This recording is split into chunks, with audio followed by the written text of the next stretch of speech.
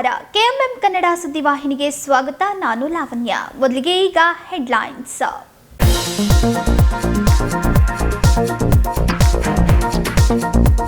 ಪ್ರೀತಿಸಿದ ಯುವತಿಯ ತಾಯಿ ಹಾಗೂ ಆಕೆಯ ಸಹೋದರನ ಹತ್ಯೆ. ಯುವಕನ ಪ್ರೀತಿಗೆ ನಿರಾಕರಣೆ ಮಾಡಿದ್ದಕ್ಕೆ ಸಿಟ್ಟಿಗೆದ್ದ ಯುವಕ. ಜಿಲ್ಲಾ ಪೊಲೀಸ್ ವರಿಷ್ಠಾಧಿಕಾರಿ ಡಾಕ್ಟರ್ ಭೀಮಾಶಂಕರ್ ಗುಳೇದ್ ಹೇಳಿಕೆ.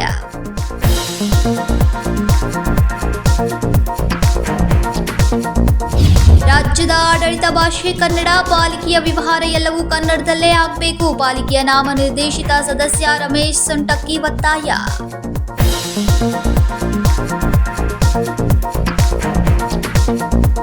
ಪಾಲಿಕೆಯಲ್ಲಿ ಪೌರ ಕಾರ್ಮಿಕರ ಜೊತೆಗೆ ಪಾಲಿಕೆಯ ವಾಹನ ಚಾಲಕರಿಗೂ ಕಾಯಂ ನೇಮಕಾತಿ ಮಾಡಿಕೊಳ್ಳುವಂತೆ ಆಗ್ರಹ. ಗುರುವಾರ ಪಾಲಿಕೆಯ ವಾಹನ ಚಾಲಕರ ಪ್ರತಿಭಟನೆ. ಶಾಸಕ ಆಶಿಫ್ ಶೇಟ್ಗೆ ಮನವಿ.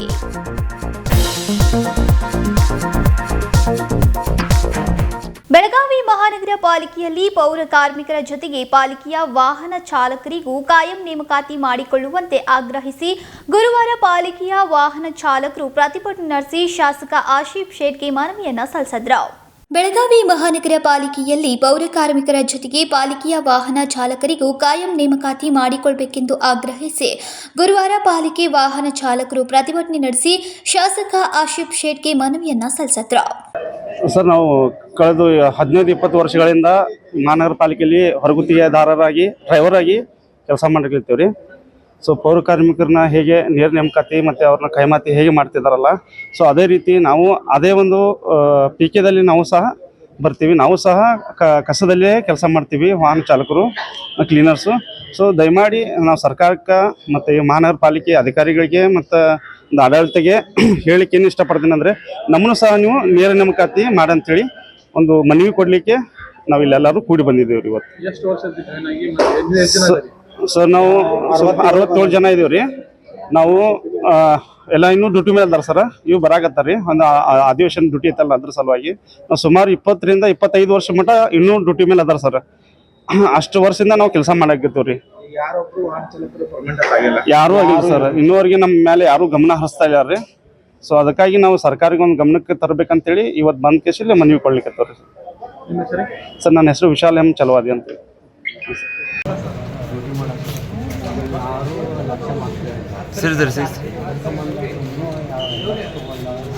ನಾವು ಪೌರ ಕಾರ್ಮಿಕರ ಜೊತೆ ನಾವು ಸಹ ಅವ್ರ ಜೊತೆ ಕೆಲಸ ಮಾಡ್ತೇವೆ ಸರ್. ವಾಹನ ಚಾಲಕರು ಕ್ಲೀನರ್ ಸರ್. ಅವರು ಪೌರ ಕಾರ್ಮಿಕರನ್ನ ಎಲ್ಲರೂ ಲಕ್ಷ ಕೊಡತ್ತಾರೆ ಸರ್. ನಮಗೆ ಯಾಕೆ ಕೊಡ್ಬಾರ್ದು? ನಾವು ವಾಹನ ಚಾಲಕರು, ನಾವು ಅವ್ರ ಜೊತೆ ಕೆಲಸ ಮಾಡ್ತೀವಿ. ನಾವು ಅವ್ರ ಜೊತೆ ಕೈ ಜೋಡಿಸಿ ನಿರ್ಲಕ್ಷ್ಯ ಮಾಡ್ತಿದ್ದಾರೆ. ಅದಕ್ಕಾಗಿ ನಾವು ಒಂದು ಅದೇ ಸರ್, ನಮ್ಮ ಬಗ್ಗೆ ಚರ್ಚೆ ಮಾಡಿ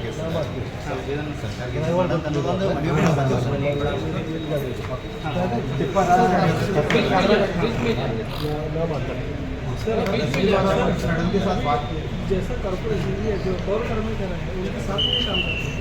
जब उन कचरा भरते हैं, जब नहीं रहा उसके टाइम कचरा हम भी भरते हैं. तो भेदभाव मैडम के साथ बात की है.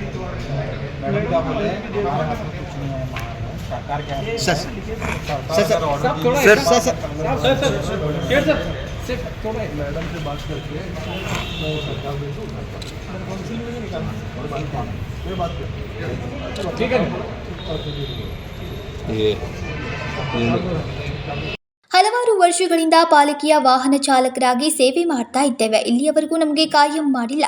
ಪೌರ ಕಾರ್ಮಿಕರ ಮಾದರಿಯಲ್ಲಿ ನಮಗೂ ಕಾಯಂ ಮಾಡಲು ಪಾಲಿಕೆಯ ಕೌನ್ಸಿಲ್ ಸಭೆಯಲ್ಲಿ ನಿರ್ಣಯ ತೆಗೆದುಕೊಳ್ಳುವಂತೆ ಒತ್ತಾಯಿಸಿದ್ರು. ಸಂಕಲ್ಪ ಶಿಂದೆ, ಕೆಎಂಎಂ ಕನ್ನಡ, ಬೆಳಗಾವಿ. 2.5 ವರ್ಷದಲ್ಲಿ ನಿವೃತ್ತರಾದ ರಾಜ್ಯ ಸರ್ಕಾರಿ ನೌಕರರಿಗೆ 7ನೇ ವೇತನ ಆಯೋಗವನ್ನು ಜಾರಿಗೊಳಿಸಬೇಕು ಅಂತ ಒತ್ತಾಯಿಸಿ ಕರ್ನಾಟಕ ರಾಜ್ಯ ನಿವೃತ್ತ ನೌಕರರ ವೇದಿಕೆಯ ವತಿಯಿಂದ ಜಾಗೃತಿ ರಥೋತ್ಸವ ಯಾತ್ರೆಯನ್ನ ಆರಂಭಿಸಲಾಗಿದೆ.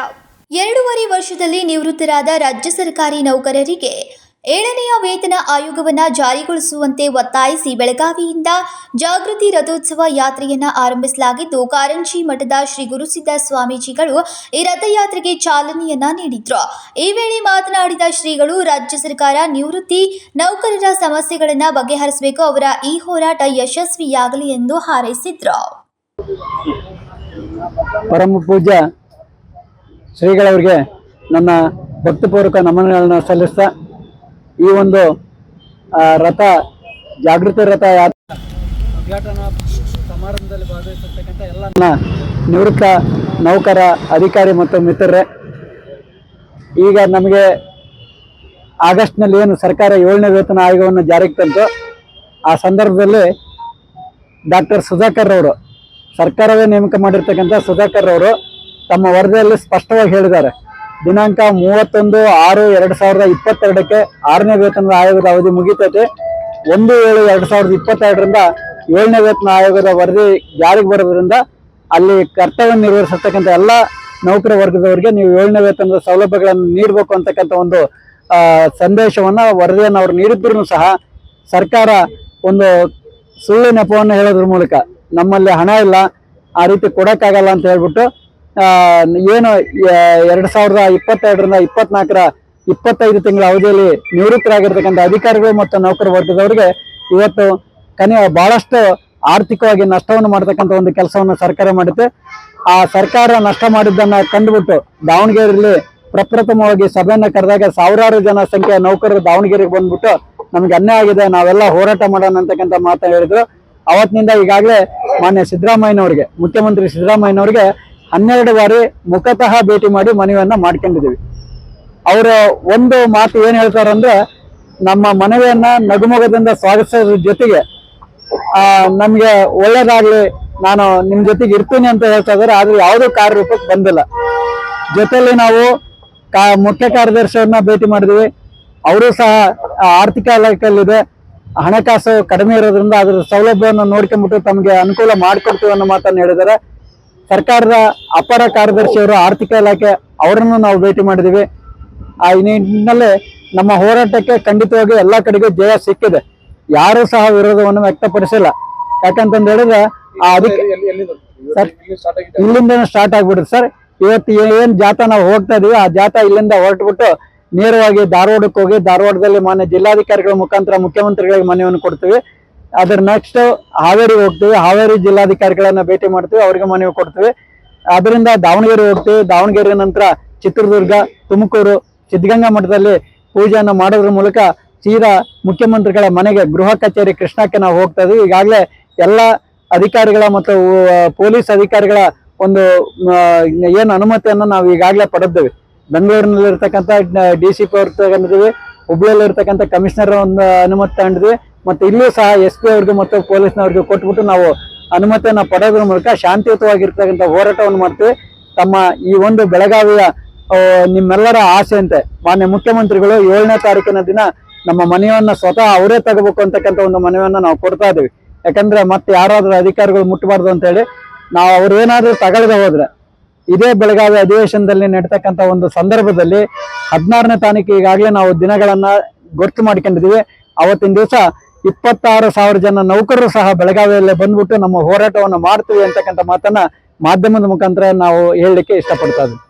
ನನ್ನ ಹೆಸರು MPM ಷಣ್ಮುಖ ಅಂತ ಹೇಳ್ಬಿಟ್ಟು ಕರ್ನಾಟಕ ರಾಜ್ಯ ನಿವೃತ್ತ ನೌಕರರ ವೇದಿಕೆಯ ಪ್ರಧಾನ ಸಂಚಾಲಕರು.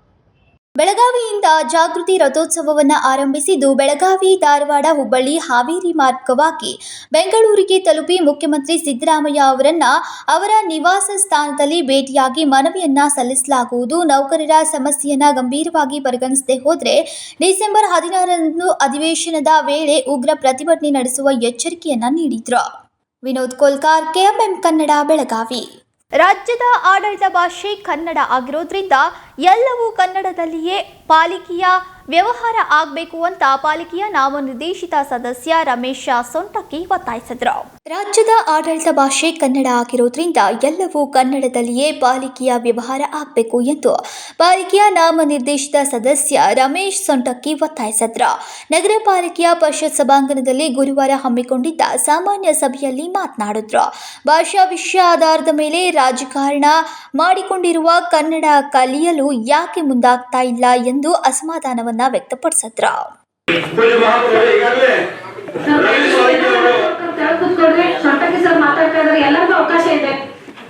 ರವಿ ಸೋಲಂಕಿ ಅವರು ಕಳೆದ ಮೀಟಿಂಗ್ ಹೇಳಿದ್ರು, ನಮಗ ಅಜೆಂಡಾ ಆಗಿರ್ಬೋದು, ಕ್ವಶನಿಂಗ್ ಆಗಿರ್ಬೋದು, ಬರೀ ಕನ್ನಡದವು ಬರ್ತಾವು, ಮರಾಠಿ ಬರುದಿಲ್ಲ ಅನ್ನೋದಂತ ವಾದನ್ನ ಅವ್ರು ಮಂಡಿಸಿದ್ರು.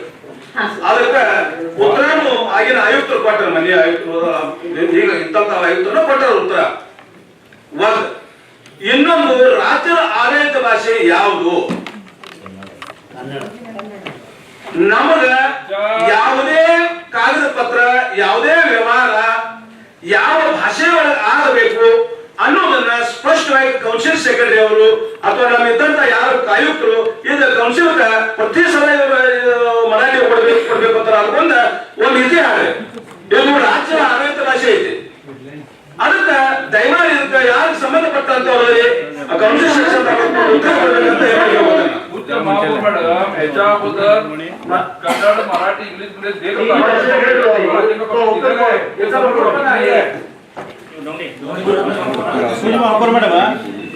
ಪಾಲಿಕೆಯ ಉಪ ಆಯುಕ್ತ ಉದಯ್ ಕುಮಾರ್ ತಳವಾರ್ ಮಾತನಾಡಿ, ಕನ್ನಡ ಬಳಕೆ ಕಡ್ಡಾಯವಾಗಿದೆ. ಆಡಳಿತ ಹಿತದೃಷ್ಟಿಯಿಂದ ಅನುಕೂಲಕ್ಕಾಗಿ ಭಾಷಾಂತರ ಮಾಡಿ ಕೊಡಲೇ ಅವಕಾಶವಿದೆ.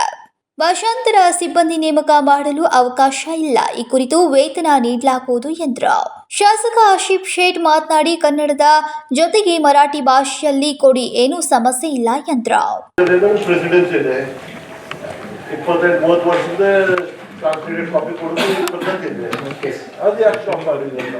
ಸರ್, ಕರ್ನಾಟಕ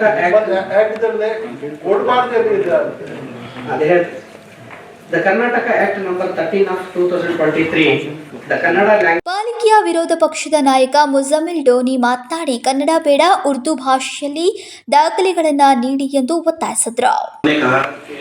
मराठी भाषा के बारे में भी बात की, उसके साथ में हमारे रूलिंग लीडर ने भी बात की और डोनी साहब बोले और हमारे सोटे की सर भी बोले कि हम कोई भी भाषा के अगेंस्ट में नहीं है और सब लोग नहीं करते हैं. तो मेरी रिक्वेस्ट है कि जैसा कन्नड़ा मराठी वैसे ही उर्दू का भी एक ट्रांसलेशन मिल रखे तो अच्छा लगेगा, क्योंकि हम भी यहाँ पे 14 सदस्य है और एमएलए साहब है, सब लोग हैं. तो हमारी भी एक रिक्वेस्ट कि जैसा कन्नड़ा मराठी रख रहे हैं और आप सबने भी लोग कहा है कि हर भाषा की हम इज्जत करते हैं, वैसा उर्दू की भाषा है उसकी भी इज्जत रखना चाहिए. तो इतर ಬಗ್ಗೆ ಮುಂದಿನ ಸಭೆಯಲ್ಲಿ ಚರ್ಚೆ ಮಾಡೋಣ ಸರ್. ಈ ಸಬ್ಜೆಕ್ಟ್ ಇದೆ ಅಂತ नहीं वही मैं क्या बता रहा हूँ, वो हर भाषा की जब इज्जत रखते हैं. ಸರ್, ನಾವು ಎಲ್ಲ ಭಾಷೆಗೆ ಅಭಿನಂದನೆ ಹೇಳ್ತೀವಿ. ನಾವು ಯಾವುದೇ ಭಾಷೆಗೆ ಇದನ್ನಿಲ್ಲ, ಎಲ್ಲ ಭಾಷೆ ಬಗ್ಗೆನೂ ನಾವು ಇದನ್ನ ಮಾಡ್ತೀವಿ. ಆಯ್ತು, ಈ ಸಬ್ಜೆಕ್ಟ್ ತಗೋಣ ಸರ್. ಸರ್, ಒಂದೇ ಸಬ್ಜೆಕ್ಟ್. ಮೇಯರ್ ಸವಿತಾ ಕಾಂಬ್ಳೆ ಮಾತನಾಡಿ, ಯಾವ್ಯಾವ ಭಾಷೆಯಲ್ಲಿ ನೀಡಬೇಕು ಎಂಬುದರ ಕುರಿತು ಮುಂದಿನ ಸಭೆಯಲ್ಲಿ ಚರ್ಚಿಸಲಾಗುವುದು ಎಂದರು. ಇಂದಿನ ಸಭೆ ಪ್ರಾರಂಭಿಸುವ ಮುಂಚೆ ನಗರ ಸೇವಕರು ಹನುಮಂತ್ ಪೊಂಗಲ್, ನಂದು ಮಿರಜ್ಕರ್, ಪೂಜಾ ಪಾಟೀಲ್ ನಗರ ಸೇವಕರು ಇಂದಿನ ಸಭೆಯಲ್ಲಿ ಇನ್ನು ಈ ಸಂದರ್ಭದಲ್ಲಿ ಅನೇಕರು ಉಪಸ್ಥಿತರಿದ್ದರು. ಸಂಕಲ್ಪ ಶಿಂದೆ, ಕೆಎಂಎಂ ಕನ್ನಡ, ಬೆಳಗಾವಿ. ಯುವಕನ ಪ್ರೀತಿಗೆ ನಿರಾಕರಣೆ ಮಾಡಿದ್ದಕ್ಕೆ ಸಿಟ್ಟಿಗಿದ್ದ ಯುವಕ ಪ್ರೀತಿಸಿದ ಯುವತಿಯ ತಾಯಿ ಹಾಗೂ ಆಕೆಯ ಸಹೋದರನನ್ನ ಹತ್ಯೆ ಮಾಡಿದ್ದಾನೆ ಎಂದು ಜಿಲ್ಲಾ ಪೊಲೀಸ್ ವರಿಷ್ಠಾಧಿಕಾರಿ ಡಾಕ್ಟರ್ ಭೀಮಾಶಂಕರ್ ಗುಳೇದ್ ಹೇಳಿದರು. ಯುವಕನ ಪ್ರೀತಿಗೆ ನಿರಾಕರಣೆ ಮಾಡಿದ್ದಕ್ಕೆ ಸಿಟ್ಟಿಗೆದ್ದ ಯುವಕ ಪ್ರೀತಿಸಿದ ಯುವತಿಯ ತಾಯಿ ಹಾಗೂ ಆಕೆಯ ಸಹೋದರನನ್ನ ಹತ್ಯೆ ಮಾಡಿದ್ದಾನೆ ಎಂದು ಜಿಲ್ಲಾ ಪೊಲೀಸ್ ವರಿಷ್ಠಾಧಿಕಾರಿ ಡಾಕ್ಟರ್ ಭೀಮಾಶಂಕರ್ ಗುಳೇದ್ ಗುರುವಾರ ಬೆಳಗಾವಿಯಲ್ಲಿ ಸುದ್ದಿಗಾರರೊಂದಿಗೆ ಮಾತನಾಡಿದರು.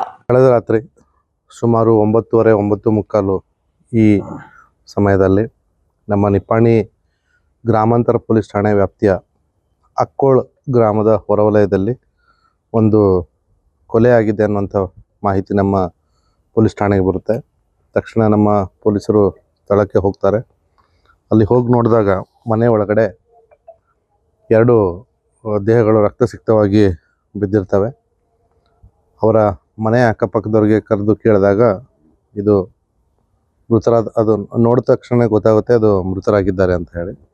ಸೊ ಮೃತರಾದವ್ರ ಬಗ್ಗೆ ವಿಚಾರಿಸಲಾಗಿ ಮೃತರಾದವರು ಮಂಗಳ ಸುಖಾಂತ್ ನಾಯಕ್ 45 ವರ್ಷ ಮತ್ತು ಅವಳ ಮಗ ಪ್ರಜ್ವಲ್ ಸುಖಾಂತ್ ನಾಯಕ್ ಅನ್ನೋಂಥದ್ದು ಗೊತ್ತಾಗುತ್ತೆ.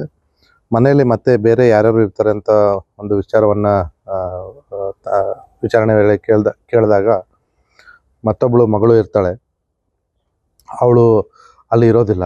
ಸೊ ಹಾಗಾಗಿ ನಮಗೆ ಸ್ವಲ್ಪ ಈ ವಿಚಾರ ಗಾಬರಿ ಆಗುವಂಥ ವಿಚಾರ ಆಗಿರುತ್ತೆ. ಆ ಮತ್ತೊಬ್ಬ ಹೆಣ್ಣು ಮಗು ಏನಾಯಿತು ಅನ್ನೋಂಥ ಒಂದು ಇದರಲ್ಲಿ ಚಿಂತೆಯಲ್ಲಿ ತಕ್ಷಣ ನಾವು ಎಲ್ಲ ಹಿರಿಯ ಅಧಿಕಾರಿಗಳು ಸ್ಥಳಕ್ಕೆ ಭೇಟಿ ನೀಡಿ ತನಿಖೆಯ ಮೇಲ್ವಿಚಾರಣೆಯನ್ನು ವಹಿಸ್ಕೊಂಡು ಒಂದು 3 ತಂಡಗಳನ್ನ ಮಾಡಿ ನಾವು ಜಿಲ್ಲೆಯ ಬೇರೆ ಬೇರೆ ಭಾಗಕ್ಕೆ ಕಳಿಸ್ತೀವಿ. ಒಂದು ಟೀಮ್ ಸಂಕೇಶ್ವರ ಕಡೆ ಹೋಗುತ್ತೆ, ಇನ್ನೊಂದು ಟೀಮು ಆ ಕಡೆ ಅಥಣಿ ಭಾಗಕ್ಕೆ ಹೋಗುತ್ತೆ, ಇನ್ನೊಂದು ಟೀಮು ಮಹಾರಾಷ್ಟ್ರ ಚಂದಗಢ್ಗೆ ಹೋಗುತ್ತೆ. ಯಾಕಂದರೆ ನಮಗೆ ತನಿಖೆ ವಿಚಾರದಲ್ಲಿ ಕಾಲದಲ್ಲಿ ಕಂಡು ಬರುತ್ತೆ, ಒಬ್ಬ ಇವಳ ಸಹೋದರ ಸಂಬಂಧಿ ಅಂತ ಹೇಳ್ಕೊಂಡು ಒಬ್ಬ ವ್ಯಕ್ತಿ ಆಗಾಗ ಮನೆಗೆ ಬರ್ತಾ ಇದ್ದ. ಮತ್ತು ಹಿಂದಿನ ದಿವಸ ಕೂಡ ಅವನು ಓಡಾಡಿಸೋ ಬೈಕು ಅಲ್ಲಿ ಸ್ಥಳದಲ್ಲಿ ಕಂಡಿರ್ತಕ್ಕಂಥದ್ದು ಅಂತ ಹೇಳಿ. ಸೊ ಹಾಗಾಗಿ ಮತ್ತು ಅವನು ಈ ಮುಂಚೆ ಚಂದಗಢದಲ್ಲಿ ಕೆಲಸ ಮಾಡ್ತಾ ಇದ್ದಾನಂಥ ಮಾಹಿತಿ ಮೇರೆಗೆ ಈ ಬೇರೆ ಬೇರೆ ತಂಡಗಳನ್ನ ನಾವು ಬೇರೆ ಬೇರೆ ಕಡೆ ಕಳಿಸಿರ್ತೀವಿ. ಜೊತೆಗೆ ಈ ವ್ಯಕ್ತಿಯ ಮೂಲ ಕೂಡ ನಮ್ಮ ಸಂಕೇಶ್ವರ ಹತ್ತಿರ ಇರತಕ್ಕಂಥ ಹುಕ್ಕೇರಿ ತಾಲೂಕಿನ ಕೋಣನಕೆರೆ ಗ್ರಾಮ ಇರೋದ್ರಿಂದ ಅಲ್ಲೂ ಕೂಡ ಒಂದು ತಂಡವನ್ನು ಕಳಿಸಿರ್ತೀವಿ. ನಮ್ಮ ಪೊಲೀಸ್ನವರು ತಮ್ಮ ತನಿಖಾ ಚಾಕಚಕ್ಯತೆಯಿಂದ ಆರೋಪಿಗಳನ್ನ ಮಧ್ಯರಾತ್ರಿ ಅಥವಾ ಅರ್ಲಿ ಮಾರ್ನಿಂಗ್ ಅವ್ರನ್ನ ಸೆಕ್ಯೂರ್ ಮಾಡ್ಕೊಳ್ಳಿಕ್ಕೆ ಯಶಸ್ವಿ ಆಗ್ತಾರೆ. ಬೆಳಗ್ಗೆ ಫಸ್ಟು ನಮಗೆ ಮುಖ್ಯ ಆರೋಪಿಯ ಗೆಳೆಯ ಲೋಕೇಶ್ ನಾಯಕ್ ಅನ್ನೋಂಥವನು ಇರ್ತಾನೆ ಅನ್ನೋಂಥ ಮಾಹಿತಿ ಇರುತ್ತೆ ನಮಗೆ, ಅವನ ಆತ್ಮೀಯ ಅಂತ ಹೇಳಿ. ಅವನ ಮನೆಗೆ ಹೋಗಿ ಅವನ್ನ ಹುಡುಕ್ಬೇಕಾದ್ರೆ ಅವನು ಇನ್ನೂ ಎಚ್ಚರ ಇದ್ದು ಮನೆ ಹೊರಗಡೆ ಬೆಂಕಿ ಹಚ್ತಾ ಇರ್ತಾನೆ. ಆ ಬೆಂಕಿ ಹಚ್ತಾ ಇರ್ತಾನೆ ನೋಡಿ ನಮ್ಮ ಪೊಲೀಸರು ಹೋದ ತಕ್ಷಣ ಓಡೋಗ್ಲಿಕ್ಕೆ ಪ್ರಯತ್ನ ಮಾಡ್ತಾನೆ. ಅವನ್ನ ಹಿಡ್ಕೊಂಡಾಗ ಅವನು ಮನೆಯನ್ನು ಪರಿಶೀಲನೆ ಮಾಡಿದಾಗ ಅವನ ಚಪ್ಪಲಿ ಇರುತ್ತೆ, ಚಪ್ಪಲಿ ಮೇಲೆ ರಕ್ತ ಎಲ್ಲ ಅಂಟ್ಕೊಂಡಿರುತ್ತೆ. ಆ ರಕ್ತದ ಕಲೆನ ನೋಡಿ ಮತ್ತಷ್ಟು ವಿಚಾರಣೆ ಮಾಡಿದಾಗ ಇವನು ಕೂಡ ಈ ರವಿ ಖಾನಾಪುರ್ ಅನ್ನೋಂಥದ್ದು ಏನು ಮುಖ್ಯ ಆರೋಪಿ ಇದ್ದಾನೆ, ಅವನ ಜೊತೆ ಹೋಗಿರೋಂಥದ್ದು ಗೊತ್ತಾಗುತ್ತೆ. ಮತ್ತು ಅವನು ಈಗಾಗಲೇ ಸುಡ್ತಾ ಇರ್ತಕ್ಕಂಥದ್ದು ಅಲ್ಲಿ ಕೊಲೆಯ ಸಂದರ್ಭದಲ್ಲಿ ಏನು ಇವರು ಬಟ್ಟೆ ಹಾಕೊಂಡು ಹೋಗಿದ್ದ ಅದ್ರ ಮೇಲೆ ರಕ್ತ ಎಲ್ಲ ಕಲೆಗಳಿದ್ದು. ಸೊ ಅದನ್ನು ಮರೆಮಾಚೋಕ್ಕೋಸ್ಕರ ಆ ಬಟ್ಟೆಯನ್ನು ಸುಟ್ಟು ಹಾಕ್ತಾ ಇದ್ದ ಅನ್ನೋಂಥದ್ದು ಸಾಕ್ಷಿನಾಶ. ಹೌದು. ತದನಂತರ ಅಲ್ಲಿ ಒಂದು ಬೈಕ್ ಇರುತ್ತೆ, ಆ ಬೈಕ್ ಬಗ್ಗೆ ವಿಚಾರಣೆ ಮಾಡಲಾಗಿ ಅದು ಮುಖ್ಯ ಆರೋಪಿದಿರುತ್ತೆ ಇವ್ರ ಮನೆ ಹತ್ರ. ಇದು ಬೈಕ್ ಯಾಕಿಲ್ಲ ಅಂತಂತ ಕೇಳಿದ್ರೆ, ಇಲ್ಲ ಅವನು ಬಂದ್ಬಿಟ್ಟು ತನ್ನ ಬೈಕನ್ನು ಇಲ್ಲಿ ನಿಂದಿರಿಸ್ಬಿಟ್ಟು ನನ್ನ ಬೈಕನ್ನು ತಗೊಂಡುಕೊಂಡು ಹೋಗಿದ್ದಾನೆ ಅಂತೇಳಿ. ಸೊ ಆವಾಗ ನಾವು ಮತ್ತೊಂದು ಟೀಮನ್ನು ನಾವು ಚಂದಗಢಗೆ ಕಳಿಸ್ತೀವಿ. ಯಾಕಂದರೆ ಬೈಕ್ ತೊಗೊಂಡು ಹೋಗಿದ್ದಾನಂದರೆ ಮತ್ತೆ ನಮಗೆ ಆ ಒಂದು ಸಂಶಯ ಬರ್ತಾ ಇರುತ್ತೆ. ಆದಾಗ್ಯೂ ಕೂಡ ಆರೋಪಿತನ ಏನು ಸ್ವಂತ ಮನೆ ಇರುತ್ತೆ ಅಲ್ಲಿಗೆ ಮತ್ತೊಂದು ತಂಡವನ್ನು ಕಳಿಸ್ತೀವಿ. ಅಲ್ಲಿ ಹೋಗಿ ನೋಡಿದಾಗ ಅಲ್ಲೂ ಕೂಡ ಬೆಂಕಿ ಇನ್ನೂ 6 ಹಂತದಲ್ಲಿರುತ್ತೆ. ಸೊ ಆವಾಗ ನಮ್ಗೆ ಕನ್ಫರ್ಮ್ ಆಗುತ್ತೆ ಆ ವ್ಯಕ್ತಿ ಇನ್ನೂ ಅಲ್ಲೇ ಇದ್ದಾನೆ ಅಂತೇಳಿ. ನಮ್ಮ ಸುಮಾರು 8-10 ಜನರ ಪೊಲೀಸ್ ತಂಡ ಮನೆಯನ್ನು ಸುತ್ತುವರೆದು ಅವನನ್ನು ವಶಪಡಿಸ್ಕೊಂಡು ಮನೆಯನ್ನು ಸರ್ಚ್ ಮಾಡಿದಾಗ ಆ ಹೆಣ್ಮಗು ಕೂಡ ಅದೇ ಮನೆಯಲ್ಲಿ ಇರುತ್ತೆ. ಸೊ ಬೆಳಗ್ಗೆ 4-5 ಗಂಟೆ ಅಷ್ಟೊತ್ತಿಗೆ ಈ ಏನು ಕೊಲೆಯ ಪ್ರಕರಣ, ಜೋಡಿ ಕೊಲೆ ಪ್ರಕರಣನ ನಮ್ಮ ನಿಪ್ಪಾಣಿ ಪೊಲೀಸರು ಭೇದಿಸಿದ್ದಾರೆ. ಈಗಾಗಲೇ ಮುಖ್ಯವಾದ ಆರೋಪಿಗಳಾದಂಥ ರವಿ ಖಾನಾಪುರ್ ಮತ್ತು ಲೋಕೇಶ್ ನಾಯಕ್. ರವಿ ಖಾನಾಪುರ್ 32 ವರ್ಷದವನು, ಲೋಕೇಶ್ ನಾಯಕ್ 27 ವರ್ಷದವನು. ಇಬ್ಬರನ್ನ ವಶಕ್ಕೆ ಪಡಿಸ್ಕೊಂಡು ಮುಂದಿನ ವಿಚಾರಣೆ ನಡೆಸ್ತಾ ಇದ್ದೀವಿ. ಮತ್ತು ಕಾನೂನು ಪ್ರಕಾರ ಏನು ಕ್ರಮ ತಗೋಬೇಕು ಅದನ್ನು ತಗೊಳ್ತಾ ಇದ್ದೀವಿ. ನಾನೀಗ ಆ ವಿಚಾರಕ್ಕೆ ಬರ್ತಾ ಇದ್ದೆ. ಕೊಲೆಗೆ ಕಾರಣ ನಮಗೆ ಇಲ್ಲಿವರೆಗೂ ಕಂಡು ಬಂದಂಥ ಅಂಶ ಏನಪ್ಪ ಅಂತಂದರೆ, ಕಳೆದ 4 ವರ್ಷದಿಂದ ಈ ಆರೋಪಿ ರವಿ ಮೃತೆಯ ಮನೆಗೆ ಆಗಾಗ ಬಂದು ಹೋಗ್ತಾ ಇದ್ದ. ಸುಮಾರು ಬಾರಿ ಅವನು ಅದೇ ಮನೆಯಲ್ಲಿ ಇರ್ತಿದ್ದ ಅನ್ನುವಂಥದ್ದು ನಮಗೆ ಕಂಡು ಬಂದಿದೆ. ಇತ್ತೀಚಿನ ದಿನಗಳಲ್ಲಿ ಮೃತೆಯ ಮಗಳು ಅಪ್ರಾಪ್ತಿಯ ಜೊತೆ ಅವನು ಸಂಬಂಧ ಕುದಿಸ್ಕೊಳ್ಳಿಕ್ಕೆ ಪ್ರಯತ್ನ ಮಾಡ್ತಾ ಇದ್ದ. ಈ ವಿಚಾರವಾಗಿ ಅವನು ಮನೇಲಿ ಮಾತಾಡಿದ್ದ ಅಂತ ಕೂಡ ಗೊತ್ತಾಗಿದೆ. ಸೊ ಯಾವಾಗ ತಾಯಿ ಬೇಡ ಅಂತ ಹೇಳಿದ್ರು ಆ ವಿಚಾರವಾಗಿ ಇವನು ದ್ವೇಷ ಸಾಧಿಸ್ತಾ ಇದ್ದ ಅನ್ನೋಂಥದ್ದು. ನಿನ್ನೆ ದಿವಸ ಅಪ್ರಾಪ್ತ ಬಾಲಕಿ ಅವನಿಗೆ ಕರೆ ಮಾಡಿಬಿಟ್ಟು, ನನಗೆ ನನ್ನ ತಂದೆ ಇಲ್ಲ, ತಂದೆ ಕೋವಿಡ್ ಕಾಲದಲ್ಲಿ ತೀರ್ಕೊಂಡ್ರು. ಸೊ ಹಾಗಾಗಿ ತಾಯಿ ಮತ್ತು ಅಣ್ಣ ನನಗೆ ತುಂಬ ತೊಂದರೆ ಕೊಡ್ತಾ ಇದ್ದಾರೆ ಅನ್ನೋಂಥ ಮಾತನ್ನು ಬೆಳಿಗ್ಗೆ ಒಂದು ಸತಿ ಹೇಳ್ತಾಳೆ, ಮತ್ತು ಮಧ್ಯಾಹ್ನ ಕೂಡ ಸುಮಾರು 5 ಗಂಟೆಗೆ ಫೋನ್ ಮಾಡಿ ಹೇಳಿರ್ತಾಳೆ, ಮಧ್ಯಾಹ್ನ ಸಂಜೆ ಸಮಯದಲ್ಲಿ. ಸೊ ಆ ವಿಚಾರವಾಗಿ ಇವನು ಅವಳಿಗೆ ಬಾಲಕಿಗೆ ಅಶ್ಯೂರೆನ್ಸ್ ಕೊಡ್ತಾನೆ, ನಾನು ಅಲ್ಲಿ ಬಂದುಬಿಟ್ಟು ನಿನ್ನ ಕರ್ಕೊಂಡು ಹೋಗ್ತೀನಿ ಅಂತ ಹೇಳ್ಬಿಟ್ಟು. ಆದರೆ ಅಲ್ಲಿ ಬಂದಾಗ ಇಲ್ಲಿ ನಡೆಯೋ ಘಟನೆನೇ ಬೇರೆ. ಅವರಿಬ್ಬರನ್ನ ಕೊಂದುಬಿಟ್ಟು ಇವರು ಆ ಬಾಲಕಿಯನ್ನು ಅಲ್ಲಿಂದ ಕರೆದುಕೊಂಡು ಹೋಗ್ತಾರೆ. ಸೊ ನಾವು ಈಗ ಪೋಕ್ಸೋ ಕಾಯ್ದೆ ಅಡಿಯಲ್ಲಿ ಅಥವಾ ಕಿಡ್ನಾಪಿಂಗ್ ಕಾಯ್ದೆ ಅಡಿಯಲ್ಲಿ ಕೂಡ ನಾವು ನಮ್ಮ ಕಾನೂನು ಸಲಹೆಗಾರರ ಸಲಹೆಯನ್ನು ಪಡೆದು ಮುಂದಿನ ಕಾನೂನು ಕ್ರಮವನ್ನು ತಗೊಳ್ತೇವೆ. ಏನು ಮಾಡ್ತಿದ್ದ ಮುಖ್ಯ ಆರೋಪಿ? ಮುಖ್ಯ ಆರೋಪಿ ಕೂಲಿ ಕೆಲಸ ಮಾಡ್ತಾ ಇದ್ದ, ಚಂದಗಢದ ಒಂದು ಫ್ಯಾಕ್ಟ್ರಿಯಲ್ಲಿ ಕೂಲಿ ಕೆಲಸ ಮಾಡ್ತಾ ಇದ್ದ. ನಾವು ಹಾಗಾಗಿ ಒಂದು ತಂಡವನ್ನು ಕೂಡ ನಾವು ಆ ಕಡೆ ಕಳಿಸಿದ್ವಿ. ವಿರೋಧ ಮಾಡಿದ್ಲ ತಾಯಿ ಸರ್ ಇದಕ್ಕೆ? ಹಾಂ ಹೌದು, ಅಪ್ರಾಪ್ತ ಬಾಲಕಿ ಅಂತ ಹೇಳ್ಬಿಟ್ಟು ಒಂದೇ ಜಾತಿಯವರು, ಕಮ್ಯುನಿಟಿಯವರು, ಅವ್ರದ್ದು ಮುಖ್ಯ ಇದು ಅಪೋಸಿಷನ್ ಇರೋದು ಒಂದು ವಯಸ್ಸಿನ ಅಂತರ, ಮತ್ತು ಇನ್ನೊಂದು ಇನ್ನೂ 7 ಅಪ್ರಾಪ್ತಗಳಿದ್ದಾರೆ ಅಂತ ಒಂದು ಅಂಶ. ಇದನ್ನೇ ಸೇಡ್ ಇಟ್ಕೊಂಡು ಇವತ್ತು ನಿನ್ನೆ ರಾತ್ರಿ ಅವನು ಏನ್ ಮನೆಗೆ ಹೋಗಿ ರಾಡ್ ಇಂದ ಹೊಡೆದು? ಹೌದು, ಮಾರಕಾಸ್ತ್ರಗಳು, ರಾಡ್, ಇದು ಚಾಕು ಕೂಡ ತಗೊಂಡೋಗಿದ್ದ, ಅದು ಕೂಡ ನಮಗೆ ಸಿಕ್ಕಿದೆ. ಆ ರಾಡನ್ನು ನಾವು ಇನ್ನೂ ಪರಿಶೀಲನೆ ಮಾಡ್ತಾ ಇದ್ದೀವಿ. ಅವನು ರಾಡ್ನಿಂದ, ಚಾಕು ನಮಗೆ ಸಿಕ್ಕಿರ್ತಕ್ಕಂಥದ್ರ ಮೇಲೆ ಯಾವುದೇ ರಕ್ತದ ಕಲೆಗಳಿಲ್ಲ. ಸೊ ಹಾಗಾಗಿ ರಾಡ್ನಿಂದ ಹೊಡೆದಿರೋದು ಮೇಲ್ನೋಟಕ್ಕೆ ನಮಗೆ ದೃಢ ಆಗಿದೆ. ಆ ರಾಡನ್ನು ಅವನು ಅಕ್ಕೋಳದಿಂದ ಸಂಕೇಶ್ವರಕ್ಕೆ ಬರಬೇಕಾದ್ರೆ ಮಾರ್ಗ ಮಧ್ಯದಲ್ಲಿ ಒಂದು ಗದ್ದೆಯಲ್ಲಿ ಎಸೆದಿದ್ದೀನಿ ಅಂತ ಹೇಳಿದ್ದಾನೆ. ಸೊ ಅದನ್ನು ನಮ್ಮ ಪೊಲೀಸರು ಈಗ ಹುಡುಕಾಡ್ತಾ ಇದ್ದಾರೆ. ಮುಂದಿನ ಕ್ರಮವನ್ನು ನಾವು ತಗೊಳ್ತೀವಿ. ಕೊಲೆ ಮಾಡೋದ್ರಲ್ಲಿ ಅಂದ್ರೆ ಆ ಹುಡುಗಿದೇನು ಪಾತ್ರ ಇಲ್ಲ ಸರ್? ಹೊಡೆದು ಈ ತರ ಮಾಡುವಂತ ನಾವು ಅದನ್ನು ವಿಚಾರಣೆ ಮಾಡ್ತಾ ಇದ್ವಿ. ಈಗ ಅಪ್ರಾಪ್ತ ಬಾಲಕಿಯನ್ನು ಕೂಡ ನಾವು ಕಾನೂನು ಪ್ರಕಾರ ವಿಚಾರಣೆಗೆ ಒಳಪಡಿಸ್ತಾ ಇದ್ದೀವಿ. ಅದರಲ್ಲಿ ಅವ್ರ ಪಾತ್ರ ಕಂಡು ಬಂದರೆ ಅವ್ರನ್ನೂ ಕೂಡ ಏನು ಕಾನೂನು ಪ್ರಕಾರ ಕ್ರಮ ತಗೊಳ್ಬೇಕು ಅದನ್ನು ತಗೊಳ್ತೀವಿ. ಮನೆಗೆ ಒಳಗೆ ಎಂಟ್ರಿ ಅಂದ್ರೆ ಒತ್ತಾಯಪೂರ್ವಕವಾಗಿ ಆಗಿರ್ತಾನ ಅಥವಾ ಹೆಂಗೆ ಸರ್? ಇಲ್ಲ, ಇದು ಡೋರ್ ಓಪನ್ ಇರುತ್ತೆ. ಸಂಜೆ 9-9:30 ಸಂದರ್ಭದಲ್ಲಿ, ಆ ಸಂದರ್ಭದಲ್ಲಿ ಮನೆ ಓಪನ್ ಇರುತ್ತೆ. ಅಲ್ಲಿ ಇವರ ಸಂಬಂಧಿಕರ ಮನೆಗಳು ಕೂಡ ಇದ್ದಾವೆ. ಇದು ಅಕ್ಕೋಳ ಹೊರವಲಯ ಸುಮಾರು 1.5 ಕಿಲೋಮೀಟರ್ ದೂರದಲ್ಲಿ ಗದ್ದೆಯಲ್ಲಿರೋಂಥ ಮನೆಗಳು ಇವು. ಸೊ ಅಲ್ಲಿ ಅಕ್ಕಪಕ್ಕ ಕೂಡ ಇವರ ಸಹೋದರ ಸಂಬಂಧಿಕರದ್ದು ಮನೆಗಳಿದ್ದಾವೆ. ಆ ಸಂದರ್ಭದಲ್ಲಿ ಮನೆ ಬಾಗಿಲು ಓಪನ್ ಇರುತ್ತೆ. ಯಾರು ಸಹಾಯಕ್ಕೆ ಬಂದಿಲ್ಲ? ಸಹಾಯಕ ಅವನು ಲೋಕೇಶ್ ನಾಯಕನ್ ಅಂತ ಬಂದಿದ್ದ. ಅಲ್ಲ ಸರ್, ಇವ್ರ ಸಹಾಯಕ್ಕೆ ಮಗನೇ ಬಂದಿದ್ದ.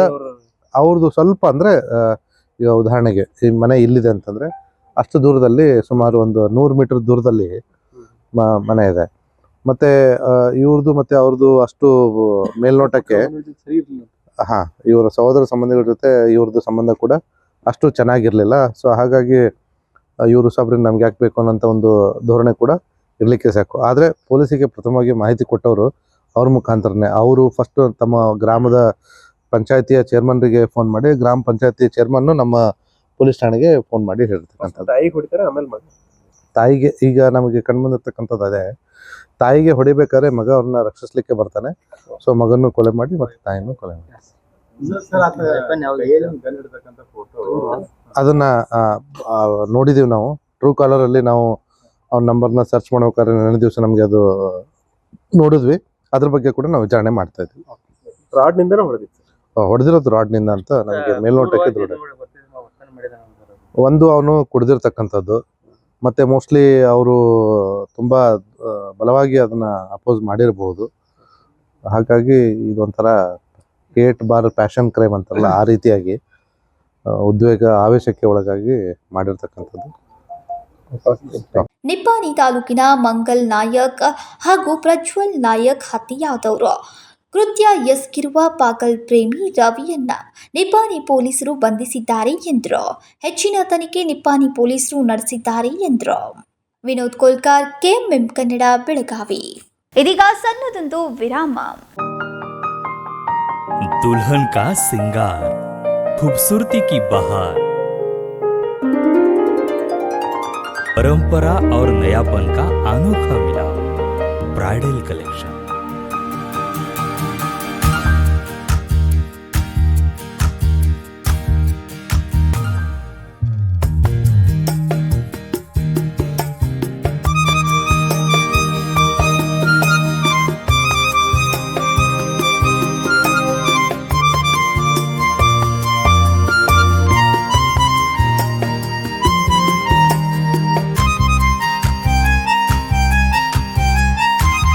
दुल्हन की खूबसूरती में 4 चांद लगाने वाली ब्राइडल कलेक्शन की विशाल रेंज।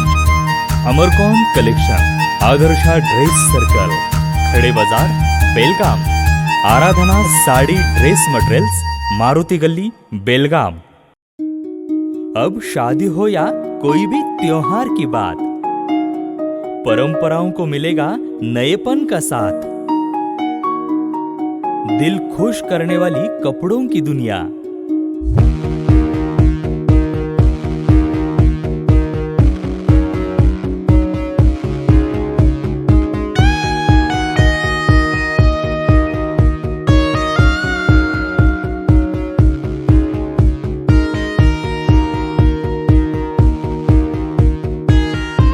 पूरे परिवार के कपड़े खरीदो अब एक ही छत के नीचे। Aradhana sari and dress materials and readymades, Maruti Gali, Belgaum. Sari हर महिलाओं को लुभाने वाली बात, साड़ी तहजीब दिखाती,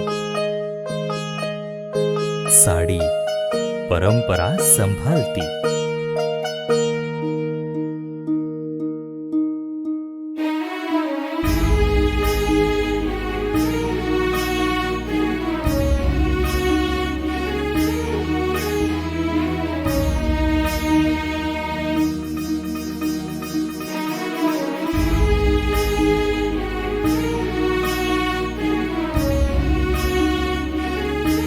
महिलाओं को खूबसूरती और निखारने वाली एक से बढ़कर एक साड़ियों का खजाना।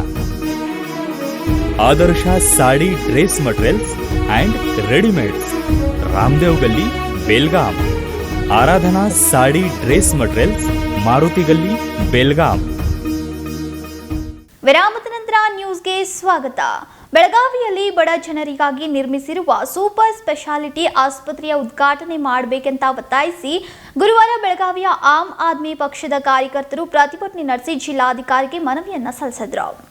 ಬೆಳಗಾವಿಯಲ್ಲಿ ಬಡ ಜನರಿಗಾಗಿ ನಿರ್ಮಿಸಿರುವ ಸೂಪರ್ ಸ್ಪೆಷಾಲಿಟಿ ಆಸ್ಪತ್ರೆಯ ಉದ್ಘಾಟನೆ ಮಾಡಬೇಕೆಂದು ಒತ್ತಾಯಿಸಿ ಗುರುವಾರ ಬೆಳಗಾವಿ ಆಮ್ ಆದ್ಮಿ ಪಕ್ಷದ ಕಾರ್ಯಕರ್ತರು ಪ್ರತಿಭಟನೆ ನಡೆಸಿ ಜಿಲ್ಲಾಧಿಕಾರಿಗೆ ಮನವಿ ಸಲ್ಲಿಸಿದರು.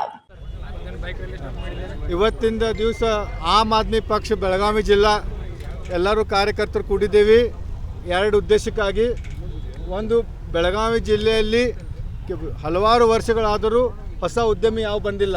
ನಮ್ಮಲ್ಲಿ one of the best institute of educations ಇದ್ದಾವೆ. ಬಟ್ ನಮ್ಮ ಹುಡುಗರು ಏನು ಮಾಡ್ತಾರೋ, ಸಾಲಿ ಕಲ್ತು ಬಾಂಬೆಗೆ ಹೋಗಬೇಕು, ಬೆಂಗಳೂರಿಗೆ ಹೋಗಬೇಕು, ಇಲ್ಲಿಗೆ ಪುನಾಗೆ ಹೋಗಬೇಕು. ಅದಕ್ಕೆ ನಾವು ಸರ್ಕಾರಕ್ಕೆ ಏನು ನಿವೇದನೆ ಮಾಡ್ತೇವೆ ಅಂತಂದ್ರೆ, ನಮ್ಮ ಹುಡುಗರು ಇಲ್ಲೇ ಕಲ್ತು ಇಲ್ಲೇ ನೌಕರಿ ಸಿಗಬೇಕು. ಅದಕ್ಕೆ 3 ಹೊಸದು ಪಾರ್ಕ್ ತೆಗಿಬೇಕಂತ ನಾವು ಒಂದು ನಿವೇದನೆ ಮಾಡ್ತೇವೆ. ಒಂದು ಫೌಂಡ್ರಿ ಆ್ಯಂಡ್ ಮಷಿನಿಂಗ್ ಪಾರ್ಕು, ಒಂದು ಐ ಟಿ ಪಾರ್ಕ್ ದೇಸೂರು ಜಂಗಲ್ನಾಗ ಮಾಡ್ಯಾರ. ಅದನ್ನ ತೊಗೊಂಡು ಹೈವೇಗಾರ ಕೊಡಬೇಕು, ಇಲ್ಲಿಕ್ಕಂತಂದ್ರೆ ಏರ್ಪೋರ್ಟ್ ಕಡೆಯಾರ ಮಾಡಬೇಕು. ಅಂದ್ರೆ ಐ ಟಿ ಕಂಪ್ನಿ ಬರ್ತಾವೆ, ಯಾರು ದೇಸೂರು ಜಂಗಲ್ನಾಗ ಹೋಗಿ ಐ ಟಿ ಪಾರ್ಕ್ ಮಾಡ್ತಾರೋ.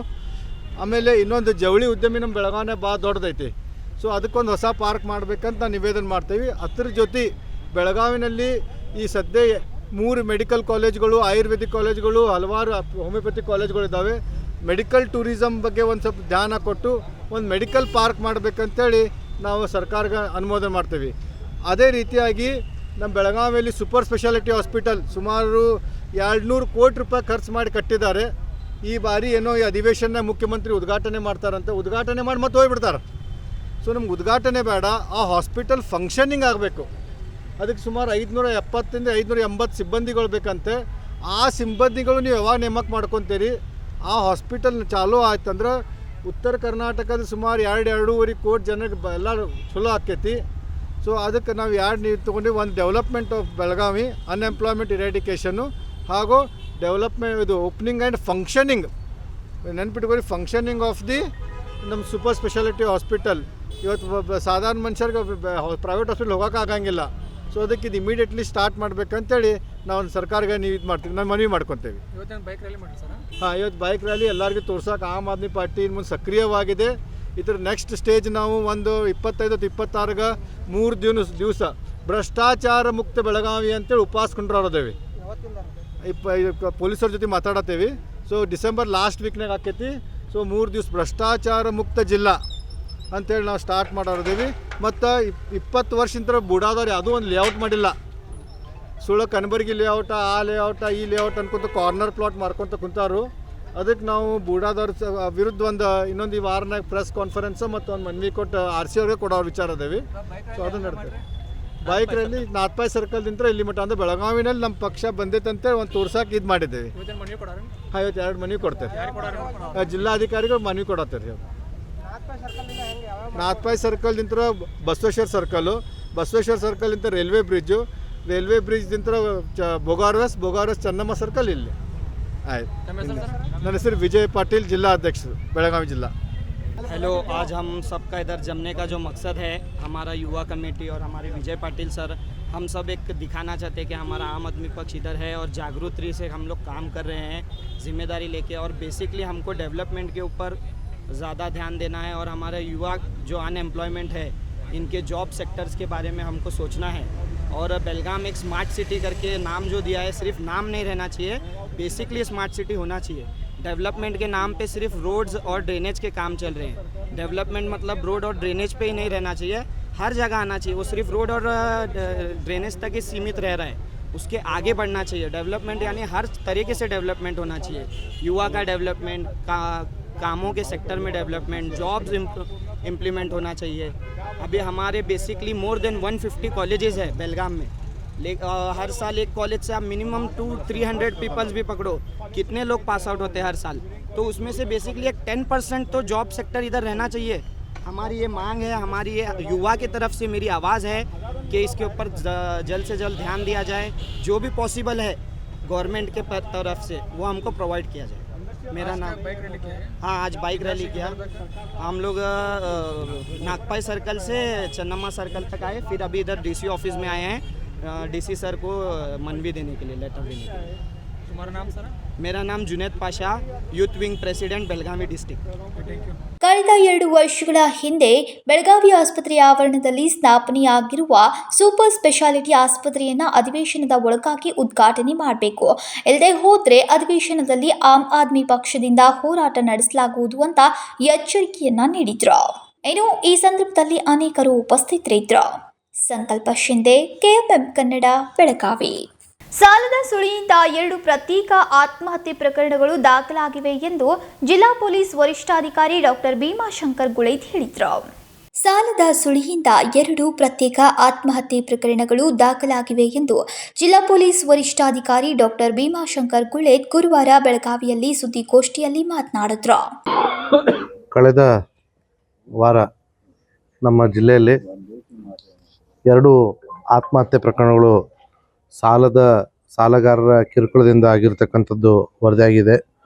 ಒಂದು ಅಥಣಿಯಲ್ಲಿ 4/12/24 ಮತ್ತೊಂದು ರಾಯಬಾಗ್ ಪೊಲೀಸ್ ಠಾಣೆಯ ವ್ಯಾಪ್ತಿಯಲ್ಲಿ 30/11/24. ಈ ರಾಯಬಾಗ್ ಪ್ರಕರಣದಲ್ಲಿ ಅಪ್ಪ ಸಾಹೇಬನಂತವನು ತಾನು ಒಂದು ಸೆಲ್ಫಿ ವಿಡಿಯೋ ಮಾಡಿಕೊಂಡು ಅದರಲ್ಲಿ ಈ ರೀತಿ ನನಗೆ 2 ಆರೋಪಿಗಳು ರೇಖಾ ತುಕಾರಾಮ್ ಪವಾರ್ ಮತ್ತು ಭೀಮು ಪಾಟೀಲ್ನವರು ನನಗೆ ಸಾಲದ ಬಗ್ಗೆ ಕಿರುಕುಳ ಕೊಡ್ತಾಯಿದ್ರು. ನಾನು ಆಲ್ರೆಡಿ ಅವ್ರ ಹತ್ರ ಸಾಲ ತೊಗೊಂಡು ಅದನ್ನು ಸಾಕಷ್ಟು ತೀರಿಸಿದ್ರು ಕೂಡ ಅವ್ರ ಮೇಲಿನ ಮೇಲೆ ನನಗೆ ತೊಂದರೆ ಕೊಡ್ತಾಯಿದ್ರು ಅನ್ನೋಂಥ ಒಂದು ಸೆಲ್ಫಿ ವಿಡಿಯೋ ಮಾಡಿ ಹಾಕಿರ್ತಕ್ಕಂಥದ್ದು ತಮಗೆ ಗೊತ್ತಿದೆ. ಆ ವಿಚಾರ ಮತ್ತು ಇನ್ನೊಂದು ಅಥಣಿಯಲ್ಲಿ ಸುಮಾರು 53 ವರ್ಷದ ಸತ್ಯಪ್ಪ ಕಡಪಟ್ಟಿ ಇವನು ತೀರ್ಕೊಂಡಿರ್ತಕ್ಕಂಥದ್ದು. ಇವರು ಅಮೋಘ ತೀರ್ಕೊಂಡು ಇವ್ರ ಹತ್ರ ಸುಮಾರು 2 ಲಕ್ಷ ರೂಪಾಯಿ ಸಾಲ ತಗೊಂಡು ಅದನ್ನು ಕೊಡೋಕ್ಕಾಗದೆ ಸಾಲಗಾರರ ಕಿರುಕುಳದಿಂದ ಸುಸೈಡ್ ಮಾಡ್ಕೊಂಡಿರ್ತಕ್ಕಂಥದ್ದು. ಇವೆರಡೂ ಪ್ರಕರಣದಲ್ಲಿ ಆರೋಪಿಗಳ ಮೇಲೆ ನಾವು ಕಾನೂನು ಪ್ರಕಾರ ಕ್ರಮ ತಗೊಳ್ತಾ ಇದ್ದೀವಿ. ವಿಶೇಷವಾಗಿ ರಾಯಬಾಗ್ ಪ್ರಕರಣದಲ್ಲಿ ಈಗಾಗಲೇ 2 ಆರೋಪಿಗಳನ್ನ ನಾವು ಅರೆಸ್ಟ್ ಮಾಡಿ ಕಾನೂನು ಪ್ರಕಾರ ನ್ಯಾಯಾಂಗ ಬಂಧನಕ್ಕೆ ಒಪ್ಪಿಸಿದ್ದೀವಿ. ಅಥಣಿ ಪ್ರಕರಣದಲ್ಲಿ ಆರೋಪಿಗಳನ್ನ ವಶಕ್ಕೆ ಪಡೆದುಕೊಂಡು ವಿಚಾರಣೆ ಮಾಡ್ತಾ ಇದ್ದೀವಿ. ಮತ್ತು ಈಗ ಫಿರ್ಯಾದುದಾರರಿಂದ ಈ ಸಾಲ ಕೊಟ್ಟಿರೋದಕ್ಕೆ ಮತ್ತು ಮರಳಿ ಕೊಟ್ಟಿರೋದಕ್ಕೆ ಕೆಲವೊಂದು ದಾಖಲೆಗಳನ್ನ ನಾವು ಪ್ರೊಡ್ಯೂಸ್ ಮಾಡಲಿಕ್ಕೆ ಹೇಳಿದ್ವಿ. ಅದು ಇನ್ನೂ ಮಾಡಿಲ್ಲ, ಬಟ್ ವಿಚಾರಣೆ ನಡೀತಾ ಇದೆ. ಆದರೆ ಈ ವಿಚಾರದಲ್ಲಿ ನಾನು ತಮ್ಮ ಮೂಲಕ ನಮ್ಮ ಜಿಲ್ಲೆಯ ಸಾರ್ವಜನಿಕರಿಗೆ ಕೇಳ್ಕೊಳ್ಳೋದೇನೆಂದರೆ, ಯಾವುದೇ ಕಾರಣಕ್ಕೂ ಕೂಡ ಈ ಆತ್ಮಹತ್ಯೆ ಅನ್ನುವಂಥದ್ದು ಯಾವುದೇ ಸಮಸ್ಯೆಗೂ ಕೂಡ ಪರಿಹಾರ ಅಲ್ಲ. ಮತ್ತು ಈ ರೀತಿ ಸಾಲಗಾರರು ತಮಗೆ ತೊಂದರೆ ಕೊಡ್ತಾ ಇದ್ದಾರೆ ಅನ್ನುವಂಥ ವಿಷಯ ಇದ್ದರೆ ತಾವು ಹತ್ತಿರದ ಪೊಲೀಸ್ ಠಾಣೆಗೆ ಭೇಟಿ ನೀಡಿ ಅವ್ರ ಮೇಲೆ ಕಂಪ್ಲೇಂಟ್ ಕೊಡ್ಬೋದು. ಅಥವಾ ನಮ್ಮ ಜಿಲ್ಲಾ ಪೊಲೀಸ್ ಅಧೀಕ್ಷಕರ ಕಚೇರಿಗೆ ಬಂದು ಕೂಡ ನಮಗೆ ಕಂಪ್ಲೇಂಟ್ ಕೊಡ್ಬೋದು. ಜಿಲ್ಲೆಯಲ್ಲಿ ನಮ್ಮ ಬೆಳಗಾವಿ ನಗರದಲ್ಲಿ ನಮ್ಮ ಜಿಲ್ಲೆಯ ವ್ಯಾಪ್ತಿಯ cyber crime and economic offences and narcotics ಒಂದು ಪೊಲೀಸ್ ಸ್ಟೇಷನ್ ಇದೆ, ಅಲ್ಲಿ ಕಂಪ್ಲೇಂಟ್ ಕೊಡ್ಬೋದು. ಈ ರೀತಿ ಹಲವಾರು ದಾರಿಗಳಿದ್ದಾವೆ. ಈ ರೀತಿ ನಮಗೆ ನಮ್ಮ ಗಮನಕ್ಕೆ ತಂದರೆ ಈ ರೀತಿ ಜನರಿಗೆ ಯಾರು ತೊಂದರೆ ಕೊಡ್ತಾಯಿದ್ದಾರೋ ಅವ್ರ ಮೇಲೆ ಕಾನೂನು ಪ್ರಕಾರವಾಗಿ ಕ್ರಮ ತಗೊಳ್ಳಿಕ್ಕೆ ಒಂದು ಸ್ಪೆಷಲ್ ಕಾನೂನೇ ಇದೆ. ಇದನ್ನು ಜನರ ಒಳಿತಿಗೋಸ್ಕರ ಸರ್ಕಾರ ಮಾಡಿರ್ತಕ್ಕಂಥದ್ದು. ಅದರ ಉಪಯೋಗವನ್ನು ಸಾರ್ವಜನಿಕರು ಪಡ್ಕೊಳ್ಬೇಕು. ಅದರ ಬದಲಾಗಿ ಈ ರೀತಿ ಆತ್ಮಹತ್ಯೆಯನ್ನು ಮಾಡ್ಕೊಳ್ಳೋದು ಯಾವುದೇ ಪರಿಹಾರ ಅಲ್ಲ ಅಂತ ಹೇಳಲಿಕ್ಕೆ ಇಚ್ಛೆಪಡ್ತೀನಿ. ಈ ಮುಂಚೆ ಕೂಡ ಹಲವಾರು ಬಾರಿ ಸಾರ್ವಜನಿಕರು ನಮ್ಮ ಗಮನಕ್ಕೆ ಈ ರೀತಿ ಅನಧಿಕೃತವಾಗಿ ಏನು ಬಡ್ಡಿ ವ್ಯವಹಾರ ಮಾಡ್ತಾರೋ ಅಥವಾ ಅನಧಿಕೃತವಾಗಿ ಹೆಚ್ಚಿನ ಬಡ್ಡಿ ದರವನ್ನು ವಸೂಲಿ ಮಾಡ್ತಾರೋ ಅಂಥವ್ರ ಮೇಲೆ ಸುಮಾರು ಪ್ರಕರಣಗಳು ದಾಖಲಾಗಿ ಅವ್ರ ಮೇಲೆ ಕ್ರಮ ತೆಗೆದುಕೊಂಡು ಅವರಿಗೆ ಒದಗಿಸಬೇಕಂತ ನ್ಯಾಯವನ್ನು ಕೂಡ ನಾವು ಮಾನ್ಯ ನ್ಯಾಯಾಲಯಗಳ ಮೂಲಕ ಒದಗಿಸಿದ್ದೇವೆ. ಹಾಗಾಗಿ ಜನರು ಧೈರ್ಯದಿಂದ ನಮ್ಮ ಪೊಲೀಸ್ ಠಾಣೆಗಳಿಗೆ ಮತ್ತು ನಮ್ಮ ಹಿರಿಯ ಅಧಿಕಾರಿಗಳಿಗೆ ತಮ್ಮ ಅಳಲನ್ನು ತೋಡಬೇಕಾಗಿ ವಿನಂತಿ ಮಾಡ್ಕೋತೀನಿ. ಈ ಎರಡೂ ಪ್ರಕರಣದಲ್ಲೂ ಕೂಡ ಇವರು ಏನು ಬಡ್ಡಿ ವ್ಯವಹಾರ ಮಾಡ್ತಾ ಇದ್ದಾರೆ ಆರೋಪಿಗಳು, ಅವರು ಯಾವುದೇ ಲೈಸೆನ್ಸ್ ಇಲ್ಲದೆ ಈ ವ್ಯವಹಾರವನ್ನು ಮಾಡ್ತಿರುವಂಥದ್ದು ನಮ್ಮ ತನಿಖೆಯಲ್ಲಿ ಕಂಡು ಬಂದಿದೆ. ಬಡ್ಡಿ ದಂಧೆಕೋರರಿಗೆ ಏನು ಹೇಳ್ತೀರಿ ಸರ್? ಈ ಹೆಚ್ಚಿನ ಬಡ್ಡಿ ದಂಧೆಕೋರರಿಗೆ ತಮ್ಮ ಮೂಲಕ ನಾನು ಎಚ್ಚರಿಕೆ ನೀಡಲಿಕ್ಕೆ ಬಯಸ್ತೀನಿ. ಒಂದು ನಮ್ಮ ದೇಶದ ಕಾನೂನಿದೆ, ಈ ನೆಲದ ಕಾನೂನಿದೆ. ಅದ್ರ ಪ್ರಕಾರ ಅವರು ಏನು ತಾವೇನಾದರೂ ಲೇವಾದೇವಿ ವ್ಯವಹಾರ ಮಾಡೋದಿತ್ತಂತಂದರೆ ಅದಕ್ಕೆ ಲೈಸೆನ್ಸ್ ತೆಗೆದುಕೊಂಡು ಮಾಡಬೇಕು. ಮತ್ತು ಅದ್ರ ಲೈಸೆನ್ಸ್ ತಗೋತಾರಂತಂದರೆ ಅವರಿಗೊಂದು ಕಾನೂನು ಮತ್ತು ನಿಯಮಗಳು ಇರ್ತವೆ, ಅದನ್ನ ಪಾಲಿಸ್ಕೊಂಡು ಮಾಡಬೇಕು. ಅದರ ಹೊರತಾಗಿ ಈ ರೀತಿ ಲೈಸೆನ್ಸ್ ಇಲ್ಲದೆ ಮತ್ತು ಹೆಚ್ಚಿನ ಬಡ್ಡಿ ದರವನ್ನು ವಸೂಲಿ ಮಾಡಿಕೊಂಡು ಈ ಥರ ಮಾಡಿದ್ರೆ ಅವ್ರ ಮೇಲೆ ನಾವು ಕಾನೂನು ಕ್ರಮ ತಗೊಳ್ತೀವಿ. Thank you. ಅಥಣಿ ಹಾಗೂ ರಾಯಬಾಗ್ ಪೊಲೀಸ್ ಠಾಣೆಯಲ್ಲಿ ಸಾಲದ ಸುಳಿಯಿಂದ 2 ಪ್ರತ್ಯೇಕ ಪ್ರಕರಣ ದಾಖಲಾಗಿದೆ. ರೇಖಾ ಪಾಟೀಲ್ ಹಾಗೂ ಭೀಮಾ ಎಂಬುವವರು ನನಗೆ ಸಾಲ ಮರುಕಳಿಸುವಂತೆ ಕಿರುಕುಳ ನೀಡ್ತಾ ಇದ್ರು. ಅಥಣಿಯಲ್ಲಿ ಸತ್ಯಪ್ಪ ಕಡಪಟ್ಟಿ ಎಂಬಾತ ಆತ್ಮಹತ್ಯೆ ಮಾಡಿಕೊಂಡಿದ್ದಾರೆ ಎಂದರು. ವಿನೋದ್ ಕೋಲ್ಕಾರ್, ಕೆಎಂಎಂ ಕನ್ನಡ, ಬೆಳಗಾವಿ. ಸುವರ್ಣ ವಿಧಾನಸೌಧದ ಮುಂಭಾಗದಲ್ಲಿ ನಾಡದೇವಿ ಭುವನೇಶ್ವರಿ ದೇವಿಯ ಕಂಚಿನ ಪ್ರತಿಮೆ ಸ್ಥಾಪನೆಗೆ ಬೆಳಗಾವಿ ಅಧಿವೇಶನದಲ್ಲಿ ಸರ್ಕಾರ ನಿರ್ಣಯ ತೆಗೆದುಕೊಳ್ಳಬೇಕು ಅಂತ ಸರ್ವೋದಯ ಸ್ವಯಂ ಸೇವಾ ಸಂಘ ಕನ್ನಡ ಸಂಘಟನೆಯ ಅಧ್ಯಕ್ಷ ಶ್ರೀನಿವಾಸ್ ತಾಳೂಕರ್ ಆಗ್ರಹಿಸಿದ್ರು. ಸುವರ್ಣ ವಿಧಾನಸೌಧದ ಮುಂಭಾಗದಲ್ಲಿ ನಾಡದೇವಿ ಭುವನೇಶ್ವರಿ ದೇವಿಯ ಕಂಚಿನ ಪ್ರತಿಮೆ ಸ್ಥಾಪನೆಗೆ ಬೆಳಗಾವಿ ಅಧಿವೇಶನದಲ್ಲಿ ಸರ್ಕಾರ ನಿರ್ಣಯ ತೆಗೆದುಕೊಳ್ಳಬೇಕು ಅಂತ ಸರ್ವೋದಯ ಸ್ವಯಂ ಸೇವಾ ಸಂಘ ಕನ್ನಡ ಸಂಘಟನೆಯ ಅಧ್ಯಕ್ಷ ಶ್ರೀನಿವಾಸ್ ತಾಳೂಕರ್ ಅವರು ಆಗ್ರಹಿಸಿದರು. ಸರ್ಕಾರ ನಮ್ಮ ಮನವಿಗೆ ಸ್ಪಂದಿಸಿ ಕಳೆದ ಬಾರಿ ಮಾನ್ಯ ಮುಖ್ಯಮಂತ್ರಿಗಳು ಏನು ವಿಧಾನ ಅಧಿವೇಶನ ಬಂದಿದ್ದರು, ಆ ಸಮಯದಲ್ಲಿ ಅವರು ಮನವಿ ಕೊಟ್ಟಿದ್ದರು. ಏನಂದ್ರೆ ನಮ್ಮ 50ನೇ ವರ್ಷಾಚರಣೆ ನಡೀತಾ ಇದೆ ಕರ್ನಾಟಕ ನಾಮಕರಣ ಆಗಿ. ಆ ಸವಿ ನೆನಪಿನಲ್ಲಿ ತಾಯಿ ಭುವನೇಶ್ವರಿಯ ಪ್ರತಿಮೆ ಸ್ಥಾಪನೆ ಮಾಡಬೇಕಂತ ಮನವಿ ಕೊಟ್ಟಿದೆ ಮುಖ್ಯಮಂತ್ರಿಗಳಿಗೆ. ರಾಜ್ಯ ಸರ್ಕಾರ ಈಗಾಗಲೇ ಬೆಂಗಳೂರು ವಿಧಾನಸೌಧದ ಆವರಣದಲ್ಲಿ ತಾಯಿ ಭುವನೇಶ್ವರಿಯ ಪ್ರತಿಮೆಯನ್ನು ಸ್ಥಾಪನೆ ಮಾಡಿದ್ದಾರೆ. ಈಗ ಮುಗಿಯುವ ಹಂತಕ್ಕೆ ಬಂದಿರ್ತದೆ. ಪ್ರಮುಖವಾಗಿ ನಮ್ಮ ಬೇಡಿಕೆ ಏನಂದ್ರೆ ಈ ಒಂದು ಸವಿ ನೆನಪಿನಲ್ಲಿ ಏನು ಬೆಂಗಳೂರ ಮಾಡಿದ್ರಲ್ಲ ಅದೇ ರೀತಿ ತಾಯಿ ಭುವನೇಶ್ವರಿಯ ಪ್ರತಿಮೆಯನ್ನು, ಕರ್ನಾಟಕ ಮಾತೆ ತಾಯಿ ಭುವನೇಶ್ವರಿಯ ಪ್ರತಿಮೆಯನ್ನು ಬೆಳಗಾವಿಯ ಸುವರ್ಣಸೌಧದ ಪ್ರವೇಶ ದ್ವಾರದಲ್ಲಿ ಇಲ್ಲಿ ತಾವು ನೋಡ್ಬೋದು, ಇದೇ ಮನೆ ಕೊಟ್ಟಿದ್ದವರಿಗೆ ಪ್ರವೇಶ ದ್ವಾರದಲ್ಲಿ ಮಾಡುವ ಮುಖಾಂತರ ಈಗಿನ ಭುವನೇಶ್ವರಿಗೆ ಒಂದು ಗೌರವ ಕೊಡ್ತಕ್ಕಂಥ ಕೆಲಸ ರಾಜ್ಯ ಸರ್ಕಾರ ಮಾಡಬೇಕು. ಆಮೇಲೆ ತಮಗೆಲ್ಲ ತಿಳಿದ ಹಾಗೆ ಈಗಾಗಲೇ ಹಿಂದಿನ ಸರ್ಕಾರ ಅಲ್ಲಿ ಬೀರಾಣಿ ಕಿತ್ತೂರು ಚೆನ್ನಮ್ಮ, ಆಮೇಲೆ ಸಂಗೊಳ್ಳಿ ರಾಯಣ್ಣವರ ಹಾಗೂ ಬಾಬಾ ಸಾಹೇಬ್ ಅಂಬೇಡ್ಕರ್ ಅವರ ಪ್ರತಿಮೆಯನ್ನು ಸ್ಥಾಪನೆ ಮಾಡಿದ್ದದ. ಅವು ಅತಿ ಚಿಕ್ಕದಾಗಿ ಮೇಲ್ಗಡೆ ಇದೆ, ಯಾರಿಗೂ ಕಾಣೋಲ್ಲ ಆ ರೀತಿ ಅದ. ನಮ್ಮ ಇದಕ್ಕೆ ಯಾಕೆ ನಾವು ಒತ್ತು ಕೊಡ್ತೇವೆ ಅಂದ್ರೆ, ತಾವು ನೋಡ್ಬೋದು ಬೆಂಗಳೂರಲ್ಲಿ 108 ಅಡಿಯ ಕೆಂಪೇಗೌಡರ ಕಂಚಿನ ಪ್ರತಿಮೆ ಇದೆ, ಅಲ್ಲಿ ಮಾಡಿದ್ದಾರೆ. ಆಮೇಲೆ ಬಸವ ಕಲ್ಯಾಣದಲ್ಲಿ ಜಗಜ್ಯೋತಿ ಬಸವೇಶ್ವರ ಪ್ರತಿಮೆ ಇದೆ. ನಾವು ಒತ್ತಾಯ ಯಾಕೆ ಮಾಡ್ತೇವೆ ಅಂದ್ರೆ, ತಾಯಿ ಭುವನೇಶ್ವರಿ ಕರ್ನಾಟಕದ ಕನ್ನಡಿಗರ ಕುಲದೇವತೆ, ಇದನ್ನು ಬಿಂಬಿಸಬೇಕಾಗಿರ್ತದೆ. ನಾವೆಲ್ಲರೂ ಕರ್ನಾಟಕ ಜನತೆ ನಾವೆಲ್ಲರೂ ಒಂದೇ ಅಂತಕ್ಕಂಥ ಒಂದು ಘೋಷಣೆ ಆಗಬೇಕಾಗಿರ್ತದೆ. ಈ ನಿಮಿತ್ತ ಸುವರ್ಣಸೌಧದ ಮುಂದೆ ಯಾಕೆ ನಾವು ಇದನ್ನು ಒತ್ತಾಯ ಮಾಡ್ತೇವೆ ಅಂದ್ರೆ, ರಾಷ್ಟ್ರೀಯ ಹೆದ್ದಾರಿ ಇದೆ. ರಾಷ್ಟ್ರೀಯ ಹೆದ್ದಾರಿಯಲ್ಲಿ ಲಕ್ಷಾಂತರ ಜನ ಪ್ರವಾಸಿಗಳು ಆ ಮಾರ್ಗದಲ್ಲಿ ಹೋಗ್ತಾರೆ. ಆಮೇಲೆ ಅಲ್ಲಿ ಮಾಡೋದ್ರಿಂದ ದೇಶಕ್ಕೆ ಒಂದು ಸಂದೇಶ ಕೊಟ್ಟೆ ಆಗ್ತದೆ, ಭುವನೇಶ್ವರಿ ಯಾರು ಅಂತೇಳಿ. ತಮಗೆ ಗುರುತಿರೋದ ಹಂಪಿಯಲ್ಲಿರ್ತಕ್ಕಂಥ ರಾಜ ಮಹಾರಾಜರು 500-600 ವರ್ಷಗಳ ಹಿಂದಿನ ತಾಯಿ ಭುವನೇಶ್ವರಿಯನ್ನು ಕುಲದೇವತೆಯನ್ನಾಗಿ ಪೂಜೆ ಮಾಡ್ತಿದ್ರು. ಆ ಮಹತ್ವವನ್ನು ಇಟ್ಕೊಂಡು ನಾವು ಹೋರಾಟ ಮಾಡ್ತಾ ಇದ್ದೀವಿ. ರಾಜ್ಯ ಸರ್ಕಾರ ನಮ್ಮ ಮನವಿಗೆ ಸ್ಪಂದಿಸಿ ಪುತ್ಥಳಿ ಮಾಡಿದ್ದಾರೆ. ಅಲ್ಲಿ ಇಂಥ ಪುತ್ಥಳಿ ಮಾಡಬೇಕಲ್ಲ, ಒಂದು ದಾಖಲೆ ಆಗಬೇಕು. ಈಗಾಗಲೇ ವಲ್ಲಭಭಾಯಿ ಪಟೇಲ್ ಅವರದ 212 ಅಡಿ ಮೀಟರ್ ಎತ್ತರದಂಥ ಒಂದು ಇಲ್ಲಿ ಗುಜರಾತಲ್ಲಿ ಪ್ರತಿಮೆ ಮಾಡಿದ್ದಾರೆ. ಈ ಮಾಡೋ ಉದ್ದೇಶನ ದೇಶದ ಐಕ್ಯತೆಗೋಸ್ಕರ ಮಾಡಿದ್ದಾರೆ. ನಮ್ಮದೇನಪ್ಪ ಅಂದ್ರೆ ಕರ್ನಾಟಕದ ಐಕ್ಯತೆ ಅಖಂಡತೆಗೋಸ್ಕರ ತಾಯಿ ಭುವನೇಶ್ವರಿ ಪ್ರತಿಮೆಯನ್ನು ಅತಿ ಎತ್ತರವಾದಂಥ ಪ್ರತಿಮೆ ಮಾಡಬೇಕು. ನಾನು ನೋಡಿದ ಇವತ್ತು ಬೇರೆ ಮಹಾರಾಜರ ಪ್ರತಿಮೆಗಳು ಬೆಳಗಾವಿ ನಗರದಲ್ಲಿ ಎಲ್ಲಿ ಒಂದು ಗುಡ್ಡದ ಮೇಲೆ ಅಲ್ಲಿ ಎಲ್ಲ ಕಾಣಿಸ್ತಾ ಇದೆ. ಅದಕ್ಕೆ ಬಗ್ಗೆ ನಮಗೆ ಇರೋದಿಲ್ಲ. ಆದರೆ ಮಾನ್ಯ ಮುಖ್ಯಮಂತ್ರಿಗಳು ತಾಯಿ ಭುವನೇಶ್ವರಿ ಬಗ್ಗೆ ಅಭಿಮಾನ ಇಟ್ಕೊಂಡಿದ್ದಾರೆ. ಅದರ ಸಲುವಾಗಿ ಅಲ್ಲಿ ಒಂದು ದೊಡ್ಡ ಪ್ರತಿಮೆ ಮಾಡೋ ಮುಖಾಂತರ ಅಲ್ಲಿ ನಮ್ಮ ನಾಡಿನ ಜನತೆಗೆ ನಾವೆಲ್ಲ ಒಂದಂತ ಹೇಳಬೇಕು. ಅದು ಯಾವ ರೀತಿ ಮಾಡಬೇಕಂದ್ರೆ ಮನೆ ಮನೆಗೆ ಕರ್ನಾಟಕದ ಮೂಲೆ ಮೂಲೆಗಳಿಂದ ಕನ್ನಡಿಗರ ಮನೆಗಳಲ್ಲಿ ಹೊಲಗಳಲ್ಲಿ ರೈತರಿರ್ತಕ್ಕಂತಹ ಅಲ್ಲಿ ಲೋಹ ಸಂಗ್ರಹ ಮಾಡಬೇಕು. ಅದಕ್ಕೆ ಹಿತ್ತಾಳೆ ಬೇಕಾಗ್ತದೆ, ಉಪ್ಪು ಬೇಕಾಗ್ತದೆ, ಕಬ್ಬಿಣ ಬೇಕಾಗ್ತದೆ.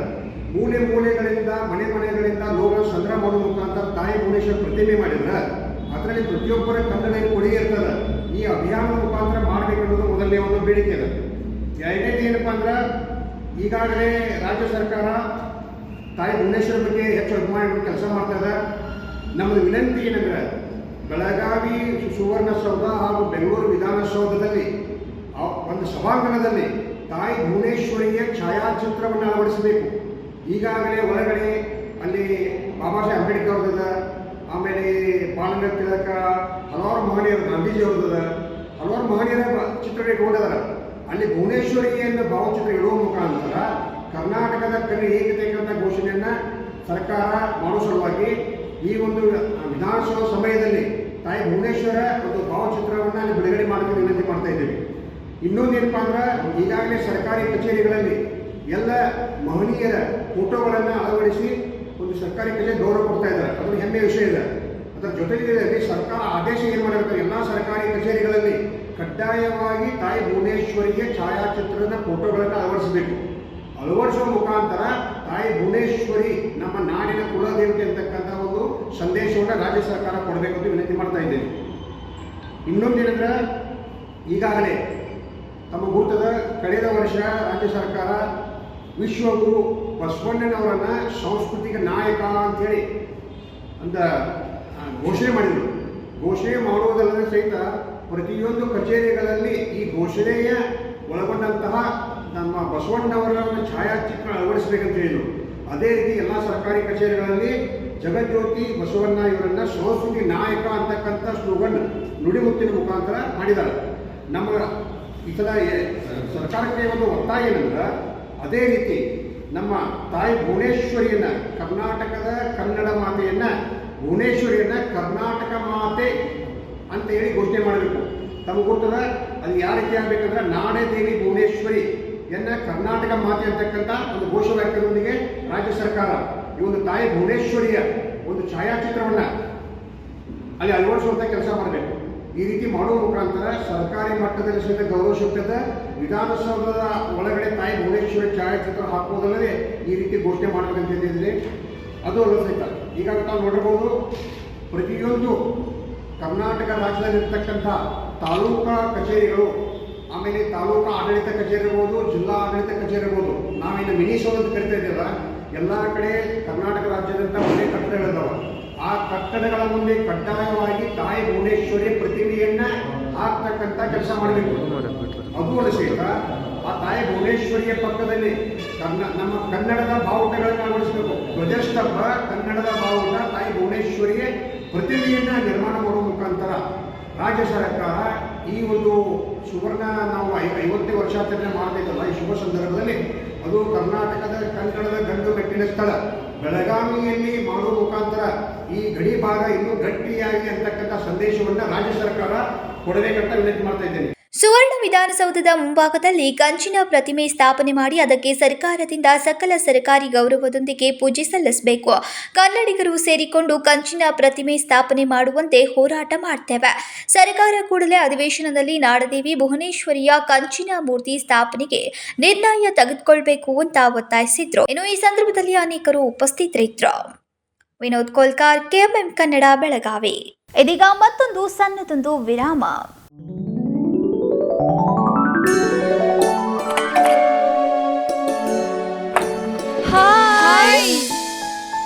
Got a present surprise. कौन है? अरे वो मेरी फ्रेंड आरती है।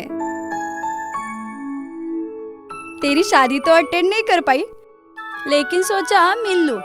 वैसे जीत कहाँ है? वो अंदर है, बैठो ना। वाओ जया, बहुत सुंदर लग रहा है। वैसे सच कहूं, तुम्हारी पर्सनालिटी पे जज रहा है। आखिर चॉइस किसकी है? थैंक्स। अच्छा, तो कर्टन्स की तारीफ कर रही हो? अमरकौन कर्टन एंड फर्निशिंग। यहाँ है नए लुक, कलर और स्ट्रक्चर के बेहतरीन कर्टन फर्निशिंग की वैरायटी, जो आपके घर और ऑफिस की शान बढ़ाए। अमरकौन कर्टन एंड फर्निशिंग, खड़े बाजार, बेलगावी।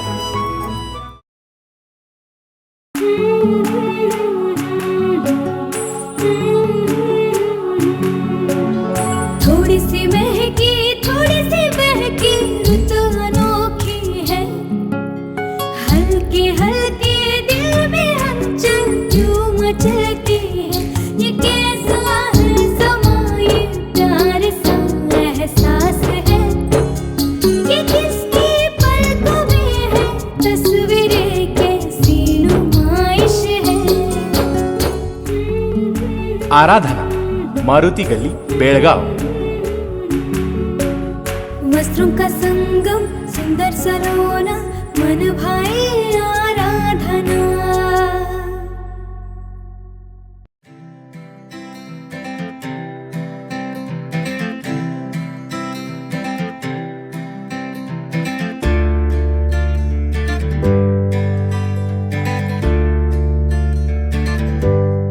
ವಿರಾಮದ ನಂತರ ಮತ್ತೊಮ್ಮೆ ನ್ಯೂಸ್ಗೆ ಸ್ವಾಗತ.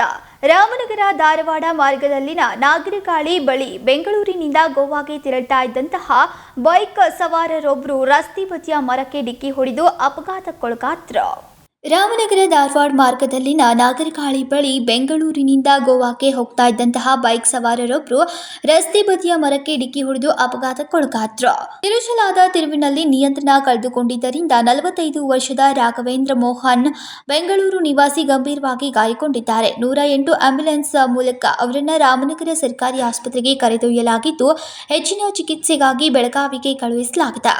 ಬೆಂಗಳೂರಿನಿಂದ ಧಾರವಾಡ ರಾಮನಗರ ಮಾರ್ಗವಾಗಿ ಸಾಕಷ್ಟು ಬೈಕ್ ಸವಾರರು ಗೋವಾಗೆ ತೆರಳುತ್ತಿದ್ದಾಗ ಅವರಲ್ಲಿ ಒಬ್ಬರು ಅಪಘಾತ ನಡೆದಿದೆ. ಈ ಘಟನೆ ಖಾನಾಪುರ ತಾಲೂಕಿನ ವ್ಯಾಪ್ತಿಯಲ್ಲಿ ಸಂಭವಿಸಿದ್ದರಿಂದ ಲೋಂಡಾ ಪೊಲೀಸ್ ಠಾಣೆಯಲ್ಲಿ ಪ್ರಕರಣ ದಾಖಲಾಗಿದೆ. ನಿಖಿಲ ಸುಕರ್, ಕೆಎಂಎಂ ಕನ್ನಡ, ರಾಮನಗರ. ಮೈಸೂರು ನಗರಾಭಿವೃದ್ಧಿ ಪ್ರಾಧಿಕಾರದಿಂದ ನಿವೇಶನ ಹಂಚಿಕೆ ಪ್ರಕರಣ ಸಂಬಂಧ ಏಕಸದಸ್ಯ ಪೀಠದ ಆದೇಶ ಪ್ರಶ್ನಿಸಿ ಸಿಎಂ ಸಿದ್ದರಾಮಯ್ಯ ಸಲ್ಲಿಸಿದ ಮೇಲ್ಮನವಿ ಕುರಿತಂತೆ ಹೈಕೋರ್ಟ್ ರಾಜ್ಯಪಾಲರ ಕಚೇರಿ ಹಾಗೂ ದೂರುದಾರರಿಗೆ ನೋಟಿಸ್ ಜಾರಿ ಮಾಡಿದೆ. ಮೈಸೂರು ನಗರಾಭಿವೃದ್ಧಿ ಪ್ರಾಧಿಕಾರದಿಂದ ನಿವೇಶನ ಹಂಚಿಕೆ ಪ್ರಕರಣ ಸಂಬಂಧ ಏಕಸದಸ್ಯ ಪೀಠದ ಆದೇಶ ಪ್ರಶ್ನಿಸಿ ಸಿಎಂ ಸಿದ್ದರಾಮಯ್ಯ ಸಲ್ಲಿಸಿದ್ದ ಮೇಲ್ಮನವಿ ಕುರಿತಂತೆ ಹೈಕೋರ್ಟ್ ರಾಜ್ಯಪಾಲರ ಕಚೇರಿ ಹಾಗೂ ದೂರುದಾರರಿಗೆ ನೋಟಿಸ್ ಜಾರಿ ಮಾಡಿದೆ.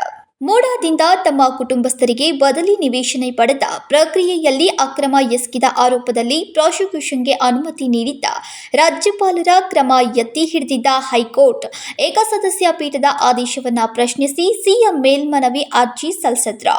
ಅರ್ಜಿ ವಿಚಾರಣೆ ನಡೆಸಿದ ಮುಖ್ಯ ನ್ಯಾಯಮೂರ್ತಿ ಎನ್.ವಿ. ಅಂಜಾರಿಯಾ ಮತ್ತು ನ್ಯಾಯಮೂರ್ತಿ ಕೆ.ವಿ. ಅರವಿಂದ್ ಅವರಿದ್ದ ಪೀಠ ಈ ಆದೇಶ ನೀಡಿ ವಿಚಾರಣೆಯನ್ನ ಜನವರಿ 20ಕ್ಕೆ ಮುಂದೂಡಿತು. Bureau report, KMM Kannada, Bengaluru.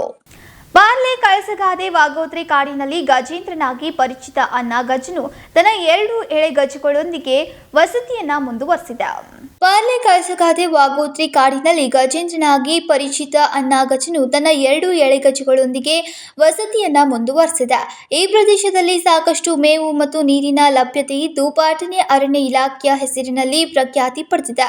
ಹಾವುಗಳು ರಾತ್ರಿ ಕಾಡಿನಲ್ಲಿ ಮತ್ತು ಹಸುಗಳಂತಹ ಪ್ರಾಣಿಗಳು ದಿನದಲ್ಲಿ ಬೆಳೆಗಳ ಮೇಲೆ ದಾಳಿ ಮಾಡೋದ್ರಿಂದ ಕೃಷಿಕರು ಬೆಳೆದ ಬೆಳೆಗೆ ನಷ್ಟ ಉಂಟಾಗ್ತಾ ಇದೆ. ಇದರಿಂದ ರೈತರು ಚಿಂತಾಗ್ರಸ್ತವಾಗಿದ್ದಾರೆ. ಚಂದಗಡ ತಾಲೂಕು ಹರೆ ಅರಣ್ಯ ಇಲಾಖೆ ಬರೆದ ಪ್ರಕಾರ ಅನ್ಯಗಜನು ದೊಡ್ಡ ಮಾರ್ಗದಿಂದ ಬಾರ್ಲೆಗೂ ಅಂದ್ರೆ ಈ ಬಾರಿ ತನ್ನ ಎಳೆಗಜಗಳೊಂದಿಗೆ ಬಾರ್ಲೆಗೆ ತಲುಪಿದೆ. ಪ್ರತಿ ವರ್ಷ ಈ ಭಾಗಕ್ಕೆ ಆನೆಗಳು ಬರುತ್ತೆ. ಈಗ ಬೆಳೆ ಕಟಾವಿನ ಸಮಯದಲ್ಲೂ ಕೂಡ ರೈತರಿಗೆ ಭೀತಿಯನ್ನ ಮೂಡಿಸಿವೆ. ಸದ್ಯ ಹಣ್ಣಿನ ಕೊಯ್ಯುವ ಹಂಗಾಮು ಆರಂಭವಾಗಿದೆ. ಇತ್ತೀಚೆಗಷ್ಟೇ ಬಂದ ಆನೆಯಿಂದ ರೈತರು ತಮ್ಮ ಹೊಲಗಳಿಗೆ ಹೋಗೋಕ್ಕೆ ಭಯ ಪಡ್ತಿದ್ದಾರೆ. ಬೆಳೆಗಳನ್ನು ಕೊಯ್ಯಲು ಬಾರದಂತೆ ಭೂಮಿ ಮೇಲೆ ಹಾಸು ಹೋಗುವಂತೆ ತಿನ್ನುವ ಆನೆಗಳನ್ನು ತಡೆಯಲು ದೊಡ್ಡ ಸವಾಲಾಗಿದೆ. ಪ್ರತಿದಿನ 100 ಕಿಲೋಮೀಟರ್ ಮೇವು ಮತ್ತು 200 ಲೀಟರ್ ನೀರಿನ ಅವಶ್ಯಕತೆ ಈ ಪ್ರಾಣಿಗಳಿಗಿದೆ. ಜೊತೆಗೆ ವಿಶಾಲವಾದ ಕಾಡಿನ ಅವಶ್ಯಕತೆ ಕೂಡ ಇದೆ. ಈ ಕಾರಣದಿಂದ ತಿಲಾರಿ ಮತ್ತು ಬಾಗೋತ್ರಿ ಪ್ರದೇಶಗಳು ಈ ಪ್ರಾಣಿಗಳಿಗೆ ಪೂರಕ ವಾಸಸ್ಥಾನವಾಗಿ ಪರಿಣಮಿಸಿದ್ರೂ ಸ್ಥಳೀಯ ಬೆಳೆಗಳಿಗೆ ದೊಡ್ಡ ಹಾನಿಯಾಗ್ತಾ ಇದೆ. ಈ ಭಾಗದ ಸಕ್ಕರೆ ಕಾರ್ಖಾನೆಗಳು ಶೀಘ್ರವೇ ಬೆಳೆಗಳನ್ನು ಸಂಗ್ರಹಿಸಬೇಕಾಗಿದೆ. ಇಲ್ಲದೆ ಹೋದರೆ ರೈತರ ಬೆಳೆಗೆ ಹಾನಿಯಾಗುವುದು ನಿಶ್ಚಿತ. ಈ ಹಿನ್ನೆಲೆಯಲ್ಲಿ ಅರಣ್ಯ ಇಲಾಖೆ ತಕ್ಷಣವೇ ಆನೆಗಳನ್ನು ನಿರ್ವಹಿಸಬೇಕು ಅಂತ ಒತ್ತಾಯವಾಗಿದೆ. ರವಿ ಪಾಟೀಲ್, ಕೆಎಂಎಂ ಕನ್ನಡ, ಚಂದಗಢ. ಇದೀಗ ಮತ್ತೊಮ್ಮೆ ಹೆಡ್ಲೈನ್ಸ್.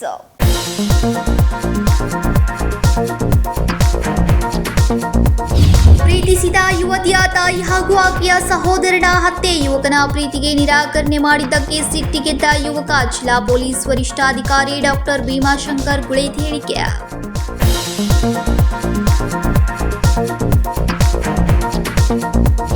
ರಾಜ್ಯದ ಆಡಳಿತ ಭಾಷೆ ಕನ್ನಡ. ಪಾಲಿಕೆಯ ವ್ಯವಹಾರ ಎಲ್ಲವೂ ಕನ್ನಡದಲ್ಲೇ ಆಗಬೇಕು. ಪಾಲಿಕೆಯ ನಾಮನಿರ್ದೇಶಿತ ಸದಸ್ಯ ರಮೇಶ್ ಸೊಂಟಕ್ಕಿ ಒತ್ತಾಯ.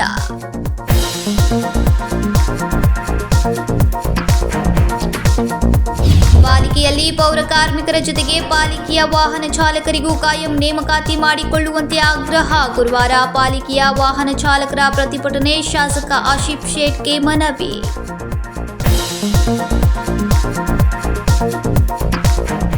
ಇವಿಷ್ಟು ಈ ದಿನದ ಪ್ರಮುಖ ಸುದ್ದಿಗಳು. ಇದೇ ರೀತಿ ಹೆಚ್ಚಿನ ನ್ಯೂಸ್ಗಳಿಗಾಗಿ ನೋಡ್ತಾ ಇರಿ ಕೆಎಂಎಂ ಕನ್ನಡ ಸುದ್ದಿ ವಾಹಿನಿ ಬೆಳಗಾವಿ.